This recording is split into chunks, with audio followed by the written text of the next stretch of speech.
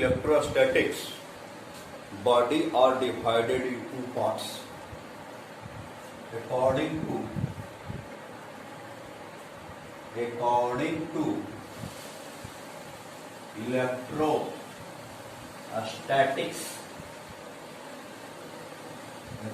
electrostatics, body is divided in two parts. देखिए, according to electrostatics जो है, body को हम लोग दो पार्ट में डिवाइड करते हैं. फर्स्ट बॉडी को कहते हैं कंडक्टर, सेकंड इंसुलेटर. आगे आप पढ़िएगा इन मॉडर्न फिजिक्स कि बॉडी को हम लोग वहां तीन पार्ट में डिवाइड करते हैं. एक को कहते हैं कंडक्टर, दूसरो कहते हैं सेमी कंडक्टर, तीसरो कहते हैं इंसुलेटर. लेकिन हम लोग according to electrostatic body are divided in two parts. First conductor, other is insulator. Clear? लेकिन मॉडर्न फिजिक्स में आप पढ़ेंगे तो body divided in three parts: conductor, semiconductor, insulator. Semiconductor है क्या? जिसकी कंडक्टिविटी कंडक्टर से कम और इंसुलेटर से ज्यादा हो, उसको हम लोग कहते हैं सेमीकंडक्टर, जो कि मॉडर्न फिजिक्स में पढ़ेंगे. अब देखिए कंडक्टर. फर्स्ट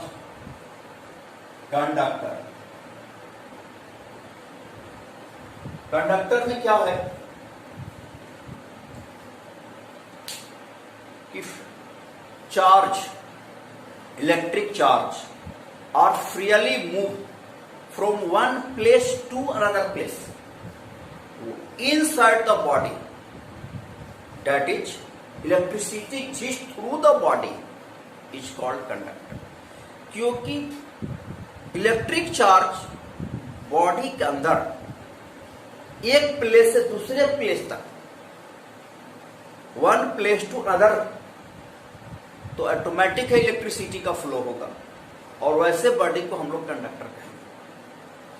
तो कंडक्टर कैसे समझा लिखेंगे? The electric charge are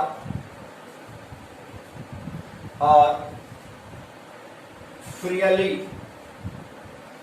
moves from one part या one place भी कर सकते हैं, place to another. That is electricity flow. Electricity exists through body is called conductor. देखिए क्या लिखे हैं? The electric charge are freely move from one place to another place. एक प्लेस से दूसरे प्लेस अगर चार्ज का फ्लो हो रहा है, that electricity exists through the body. Automatic है कि अगर चार्ज का फ्लो होगा तो इलेक्ट्रिसिटी एग्जिस्ट करेगी बॉडी के थ्रू, उसको हम क्या कहेंगे? कंडक्टर कहेंगे. Here large number of free electrons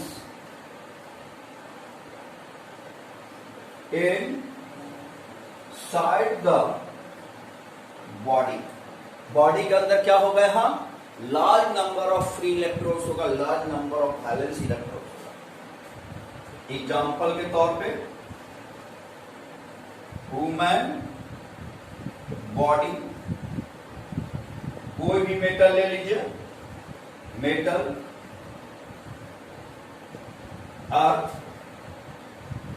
earth is good conductor of electricity. यहां लिखे वुमेन बॉडी, मेटल और earth. Earth is a huge conductor, big conductor and good conductor.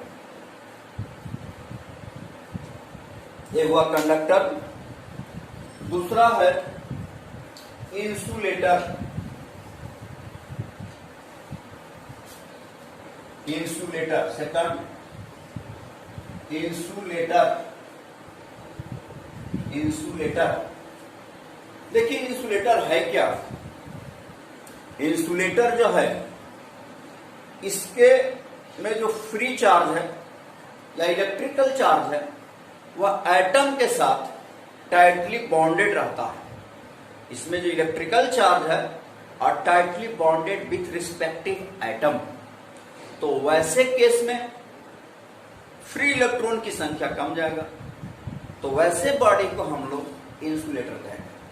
इसका मतलब है कि free charge one place to another यहां move नहीं कर सकता, क्योंकि वह एटम के साथ बॉन्डेड है, तो मूव नहीं कर सकता। तो वैसे केस में इलेक्ट्रिसिटी एग्जिस्ट नहीं करेंगे। तो वैसे बॉडी को हम लोग किसके श्रेणी में रखते हैं? इंसुलेटर के श्रेणी में रखते हैं। लिखेंगे the electric charge, electric charge are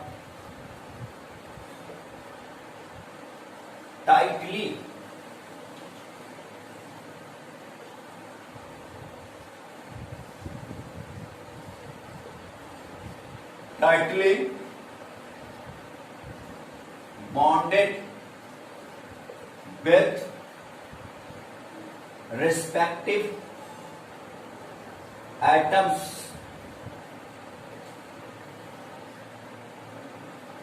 is called insulator. That is electric current,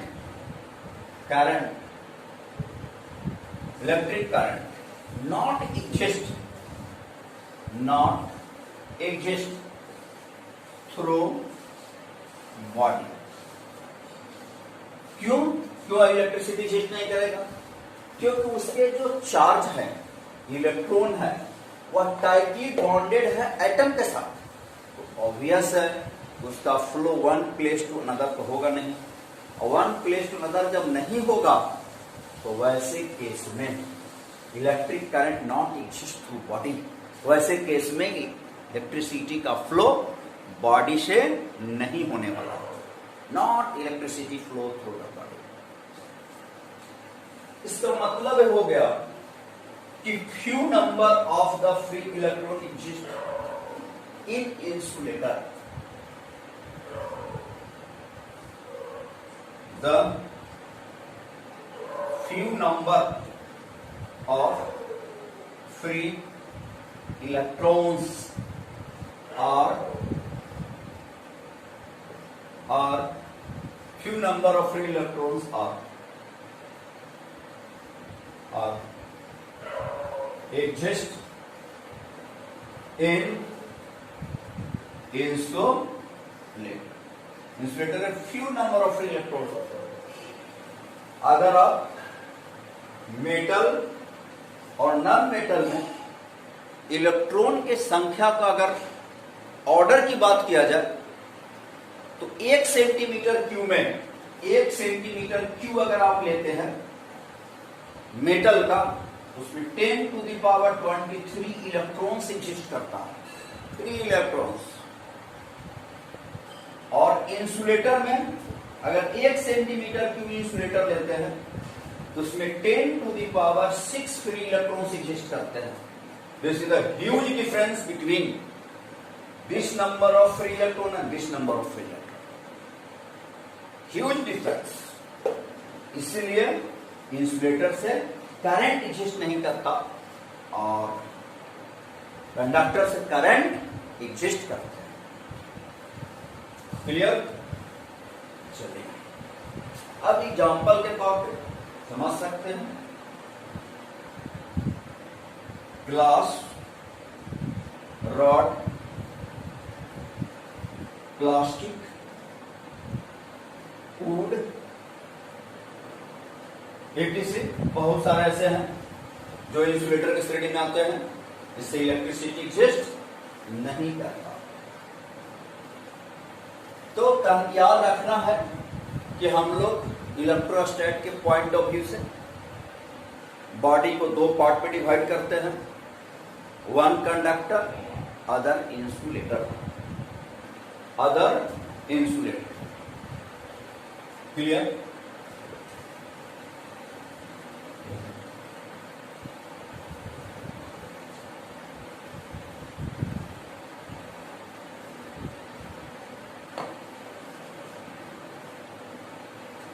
अब जो हम लोग पढ़ेंगे, नेक्स्ट टॉपिक पढ़ेंगे इलेक्ट्रोस्टैटिक इंडक्शन। बहुत इंपॉर्टेंट टॉपिक है इलेक्ट्रोस्टैटिक इंडक्शन। इलेक्ट्रोस्टैटिक इंडक्शन, इसके पहले बता रहे थे इलेक्ट्रोस्टैटिक इंडक्शन एक प्रोसेस है जिसके हेल्प से आप किसी बॉडी को क्या कर सकते हैं, चार्ज कर सकते हैं। इलेक्ट्रोस्टैटिक इंडक्शन ये एक प्रोसेस है जिससे हम बॉडी को चार्ज कर सकते हैं।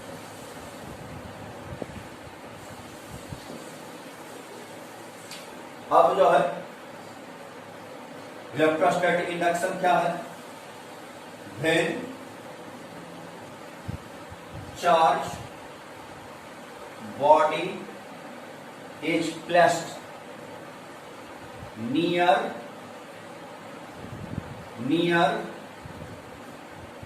the uncharged body। Charge body कहां रखना है? Near the uncharged body. Than equal and opposite nature of charge appear on the surface of body। This phenomena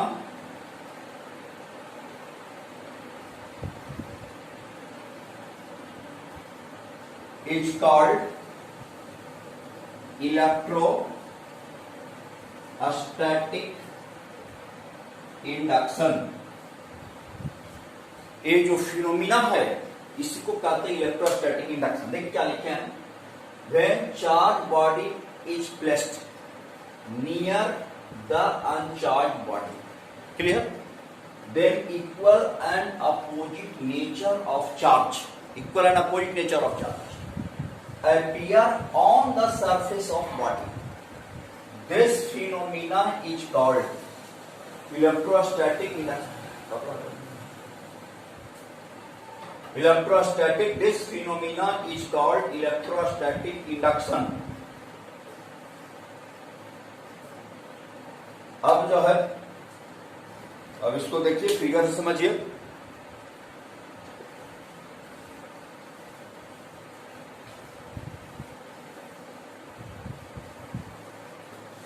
इसको जो है फिगर समझे, जैसे यह एक कंडक्टर है,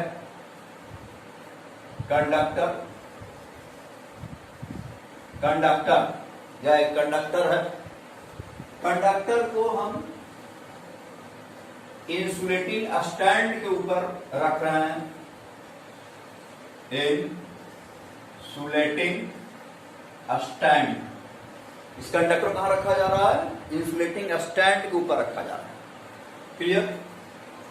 अब जो है इस बॉडी के, कंडक्टर के नियरेस्ट एक चार्ज बॉडी को लाते हैं। जैसे मान लो कि हमने एक ग्लास रॉड लाया, ग्लास रॉड को पहले क्या किए, सिल्क क्लॉथ से उसको रब किया, फ्रिक्शनल चार्ज डेवलप किए, जिसके वजह से ग्लास रॉड पॉजिटिवली चार्ज हो गया, इस पर क्यू चार्ज अपीयर हुआ। अब जो है ऐसा होने से जैसे इसको लाइएगा तो क्या लिखा है बट इलेक्ट्रोस्टैटिक इंडक्शन में बॉडी के सरफेस पे equal and opposite nature of charge appear होता है। तो जैसे ही लाइएगा यहाँ एक चार्ज अपीयर होगा। क्यों होगा? ये पॉजिटिव चार्ज है और एक कंडक्टर है, इसके पास large number of free electrons है, सारे इलेक्ट्रॉन्स को अपनी ओर खींचेगा। इलेक्ट्रॉन को जब खींचेगा तो ऑटोमेटिक है कि यहाँ इलेक्ट्रॉन की डेंसिटी क्या कर जाएगा? बढ़ जाएगा। इलेक्ट्रॉन की डेंसिटी बढ़ जाएगा, ये आपका निगेटिवली चार्ज हुआ और ये आपका क्या हो गया?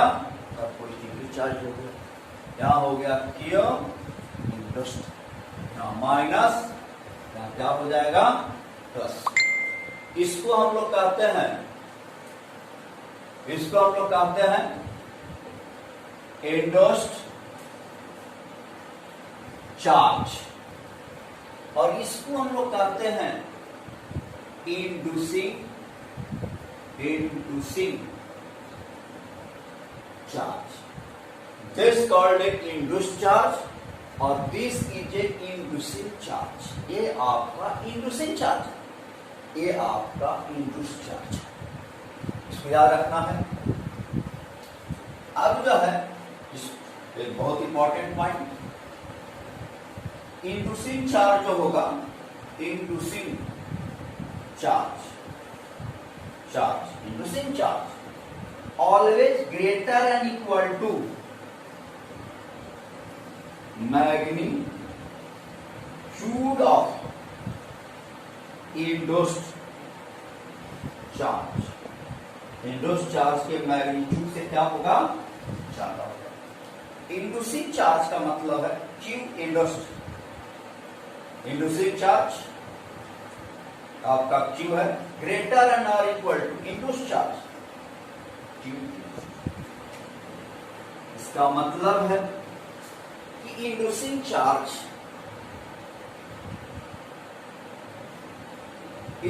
Charge always greater than induced charge. क्या कह सकते हैं? Induced charge never greater than inducing charge. That is induced charge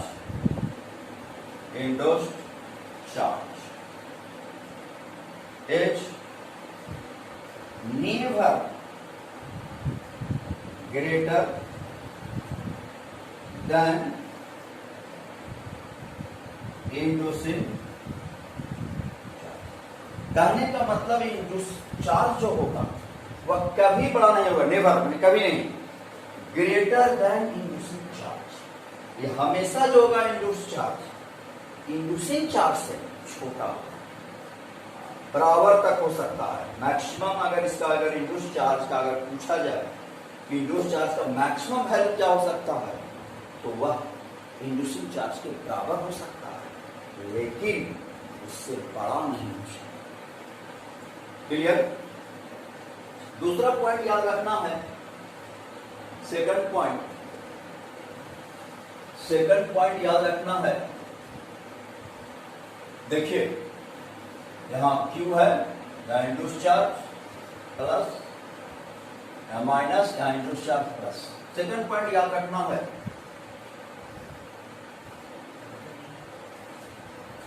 second point याद रखना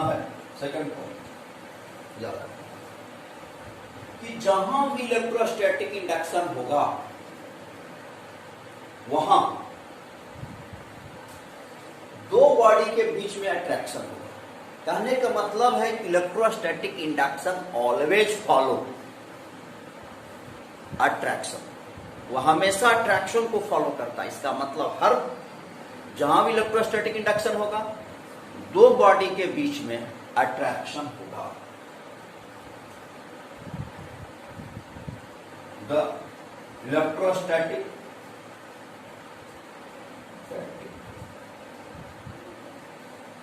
induction always follow follow attraction। जहां भी इलेक्ट्रोस्टैटिक इंडक्शन होगा वहां हमेशा अट्रैक्शन होगा। इसको आप याद रखिए। वह क्यों होगा इस चीज को आप समझ सकते हैं। देखिए ये प्लस है और ये माइनस है, तो अनलाइक चार्ज हो गया। अनलाइक चार्ज के बीच में अट्रैक्शन होता है, इसका मतलब यह इंड्यूसिंग चार्ज इस इंड्यूस चार्ज को अपनी ओर अट्रैक्ट करेगा। मान लीजिए F1 फोर्स अट्रैक्ट करेगा। अब ये प्लस और ये प्लस प्लस के बीच में क्या होगा, लाइक चार्ज के बीच में क्या होगा, रिपल्सन। यह इंड्यूस चार्ज इंड्यूसिंग चार्ज की वजह से रिपेल होगा। इसका मतलब है कि फोर्स लग गया। अब हम लिखेंगे कि net force act on conductor equal to F1 minus here F1 greater than F2। अब F1 F2 से बड़ा क्यों होगा, क्या कारण है बड़ा होने का। आगे हम पढ़ेंगे कि दो पॉइंट चार्ज के बीच का डिस्टेंस जब कम होगा तो इलेक्ट्रोस्टैटिक फोर्स स्ट्रांग होगा, और एक दो पॉइंट चार्ज के बीच में डिस्टेंस ज्यादा होगा तो इलेक्ट्रोस्टैटिक फोर्स जो होगा वह कम होगा। तो यहां पे एक दो चार्ज के बीच का डिस्टेंस देखिए बढ़ गया कंपैरेटिवली इन दो चार्ज के बीच के डिस्टेंस। यहां और यहां से एक दो चार्ज के बीच के डिस्टेंस को कंपेयर कीजिए इस चार्ज और इस चार्ज के बीच के डिस्टेंस से, तो ऑब्वियस है यहां और यहां डिस्चार्ज एंड डिस्चार्ज के बीच का डिस्टेंस ज्यादा है। इन कंक्लूजन तो ऑब्वियस है कि F1 ग्रेटर देन F2। उसके आप पढ़ेंगे आगे ये दो चार्ज के बीच में लगने वाला जो फोर्स है वह इनवर्स स्क्वायर लॉ को फॉलो करता है। जब इनवर्स स्क्वायर लॉ को फॉलो करेगा तो डिस्टेंस बढ़ेगा, तो फोर्स का मैग्नीट्यूड जो है वह घट जाएगा। F1 greater than F2। इसका मतलब है कि नेट फोर्स किधर के तरफ लग गया, कंडक्टर पर, तो ग्लास रॉड की तरफ लग गया। Net force act on the glass rod, that is net resultant force act on conductor towards glass